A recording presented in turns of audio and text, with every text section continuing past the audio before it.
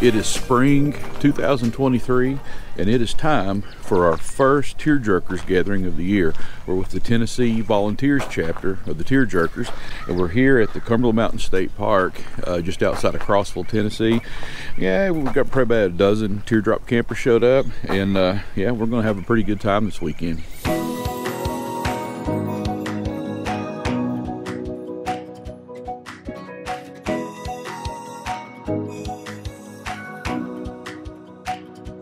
I'm wearing my hat like an old man. Oh, I am an old man. You're my old man. So let me show you this awesome little camper built by Gary and Sarah. And what really drew us over here is this little room on the side. Joanne has been staring at this room for 2 days. So this little room, again, was built by them. Everything you see here was built by them. It's a little waterproof fabric room that actually attaches to the side of this home-built teardrop. Let me show you the framework inside here. So he's got bent poles on the top to help shed water off. He's made, looks like all this out of galvanized metal. He has put clips right here on the front and right here on the back side that attach it to the camper, and he has an awning rail, and I'll show you this on the outside in a minute. It goes across the top that really pulls it in. And then check out the skirt that goes underneath the door. So let me take you outside and show you how the awning attaches. So there's the awning rail. This is a slick little setup right here. Is it okay if I open the door? Here. All right, so they don't want to be on video, so I'm just going to sneak in here. So here it's a 4x9 teardrop. It looks like it's got made out of red oak and red oak plywood. And as I understand, that's a DIY vent on the top that he's built. Either that or he's made it look DIY with aluminum skin on it. And Gary happens to be a metal worker, so he has absolutely raised the bar for the metal work on a teardrop. Check out this diamond pattern on the inside of the hatch, and he did that himself. Look at the clean lines on the little drawer down there. And this is an ice box that he has built in that, as I understand, it will keep food cold for about a week, and it has an automatic drain system so that the water level never soaks the groceries and it always stays shed of the food. Absolutely clean craftsmanship and a beautiful camper. And I believe, from what I hear, the frame is built out of C-channel, and the round tubing tongue goes into the C-channel and is welded in place. Is that right? Fantastic workmanship. And he's building another one, so I can't imagine what the next camper is going to look like. It's going to be amazing. And listen to this door latch, how well everything works. Just check this out. It's perfect.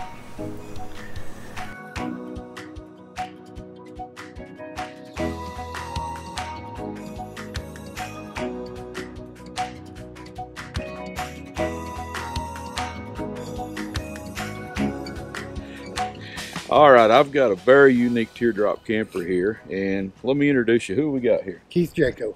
Keith Jaco.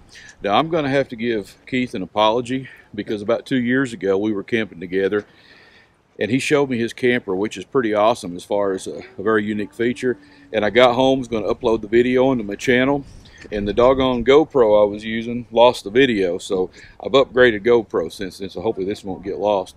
But we'll just do a quick walk around. He's actually cooking supper for the potluck here in a minute. But the thing I want to show you is that when you built this camper, you built it so you could haul something in it. Right. A motorcycle. Motorcycles. There's been motorcycles, custom choppers and Harleys and stuff. Now, did you hear what I'm saying? He built the camper to haul a motorcycle. He's not going to put it in the back of his truck and then sleep in the camper. He's putting the motorcycle in the camper. So show us how this thing works. Okay, we will. Start in the back. When I take a motorcycle, of course I can't take a refrigerator, but the doors open up Okay. You can see the tie down for the motorcycle in the back. It's got a wheel chock inside. Just roll it up in there and the inside will open up. You take the cushions up and you set them to the side. You put a motorcycle in there and you kind of pack everything back around it and then head out. So to make sure I understand, the center countertop comes out of the way. Right. And then your back wall opens up. Right. And you literally just drive the motorcycle right up in the middle of the galley. Right goes on it and drive it right up in there. Yeah. Tell me how cool is that? And your bed folds up. Bed folds up out of the way. Now you're not hauling a motorcycle right now, though, right? No, I'm not. I'm out of motorcycles now. Okay. Yeah, I use this for my little paint studio now. So does your bed still fold up? You leave it and all that? Yeah, same I configuration? can. It's still exactly like I built it. Yeah. That's pretty neat. So yeah, you just fold the bed up. You pull your bike in there, and then when you get home, fold your where you get to the campground, you pull the bike out, fold it down. So yeah, if you got shore power, you got a hair, and hair in the bed. So that's all I need. That's pretty awesome. That is pretty awesome. Yeah. So there's the wall that opens up, so you can pull the motorcycle in there. Right. And then the bed just folds up. The bed comes up, and down the center there's plywood across it. Okay. This wide. Okay. You pick it up, you set it off to the side, take your cushions, put it inside. Okay. And you put the motorcycle in there. That's pretty slick. It's got a wheel chock up front and tie downs for it. And a full size motorcycle. I've had a dresser in there. A Harley dresser. I take just the windshield off. But other than that, it will fit it. As cool as this is, though, the story doesn't end here. Behind the camera, and I'm going to turn around and show you, he's got another project going. And I won't ask to see it because I think he's still working on the inside of it. It's all right. We can look at it. Oh, is it far left along? Yeah. Okay. So what kind of project is it? It's a 74 Dodge van. 74 Dodge Long van. wheelbase. Okay. Yep. I found it. It was already painted. It was a painted shell. There was nothing in it, no dash, anything. It all came with it, but it wasn't installed. So I've taken it from there and got it on the road right now. Sweet. Now, I haven't got the back camper part of it finished. I've got the cab finished. It's pretty neat looking. You're not going to be able to miss this van going down the road. No. And all 70 vans have to have some kind of name. So, and the color is avocado metallic. So I just kind of came up with avocado dreaming. Avocado dreaming. I said, "What's that?" I said, "Well, you never had an avocado dream?" "No, I bet you have." Makes you think, but it ain't nothing. That's funny. That's funny. Got the overhead speakers up there. Got a little wood trim up there. Got the big dog house in the middle. Look at that. Man, that is all. Oh, it's got the paint on the inside of the doors. Yeah, they painted inside and out. I forgot that they did that back in the day. That's all right. Yeah. Heck yeah. So it looks like you've got some of that bubble wrap insulation that you're I do on the doors and stuff, yeah. Okay, that's a good idea. It's all insulated real well. Quiet, you can't even hear it run. Is that your artwork? Yeah, I did those two this weekend. Did that one yesterday. Really? That one today. You build teardrops that haul motorcycles. Yeah. You build vans called Avocado Dreaming. Yeah. And you're a painter. Well, he may be the most interesting man in the world. No, not any good at any of them. Just no, fair at anything. I think you're pretty good. Hey, I appreciate the tours. Yeah, thank you so much. Thank you.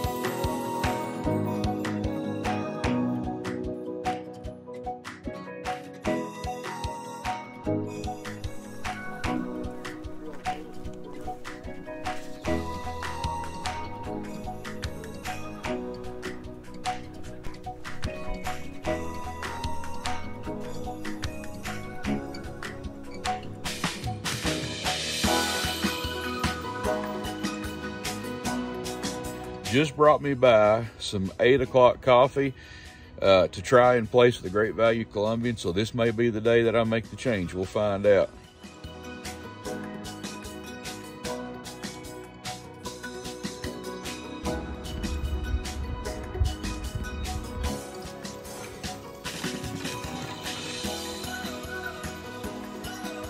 So we've already been here for a day and we're having a pretty good time meeting everybody, but I will say the trip got off to a little bit of a bumpy start.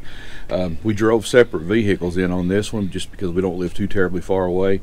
And I was on the way in looking in my rearview mirror, and there was a lady in a car that had already been wrecked before on her cell phone, and she was tailgating. I mean, just absolutely riding my tail. And she would wait till her car almost hit my teardrop, and then she would slam her brakes. And she would be looking at her phone. She would almost hit my teardrop, and she would slam her brakes. I finally rolled the window down, and I was looking, you know, out the out the window at the rearview mirror, trying to make eye contact with her to get her to slow down. Getting a little agitated at it, especially if you build your own camper. I mean, all the time you've got into it. About that time, the phone rang, and it was Joanne. And I thought, well, she's going to call and comment on this woman, because you know Joanne's probably 5-6 cars behind. Well, Joanne called to tell me that she got rear-ended, so I had to turn around and go back and find that somebody had been tailgating Joanne, and they hit her. So, gee whiz, people, slow down and get off your cell phones. Fortunately, though, everybody's okay. The car that hit Joanne actually ran into the hitch on the back of her car. She's been on to me about taking the hitch off, and I hadn't yet, so it was sticking out, and the car just ran into that. All it did was just pull a little paint off the hitch, but it poked a hole in their radiator and tore their bumper off. So, you know, we called the police, did the police report, left them on the side of the road, take care of themselves, and we came on to the campground. So anyway, everybody's okay, and we're ready to have a good time.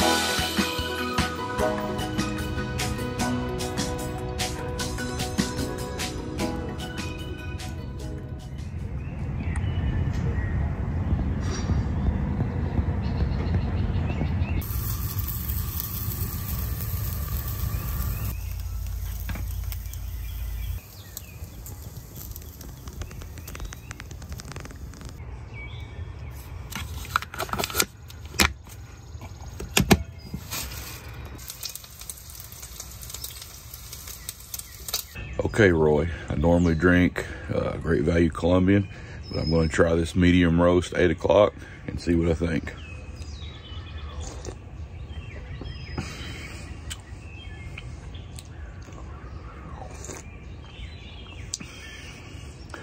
That's a self-respecting coffee.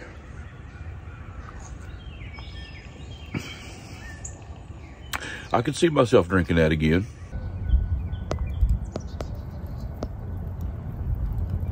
I don't know if it's because of the cool of the morning and the calm and or what it is, but just sipping on some coffee and eating a little breakfast, that's absolutely my favorite meal of the day at the campground. And I know this is going to sound crazy, but I always drink out of a styrofoam cup if I can. I don't know why I like drinking out of a styrofoam cup. It's probably not even good for me. But I always put 2 cups, one inside each other. That way when it gets hot with the coffee, it doesn't get all floppy. You know, it's still good and firm to hold.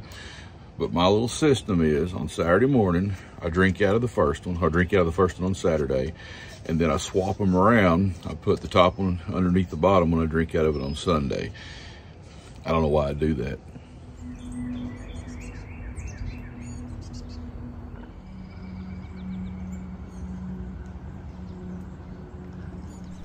So check out this cool little camper we saw on the way out of the campground. This was made by Ronnie and Kim from Eastern Tennessee, and this is completely home built. As I understand, even the toolbox is home built on this thing. This is absolutely amazing.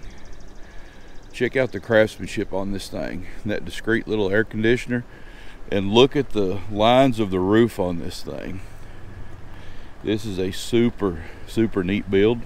We're sneaking out of the campground a little early. I think Ronnie may actually be inside asleep, so I don't want to open the door and bother him, but I did not want to leave without showing you this little thing. Look at those nice curves and the cabinetry. And this must be the propane hookup. That's pretty cool. Beautiful, beautiful little camper. Hope to see this one again sometime.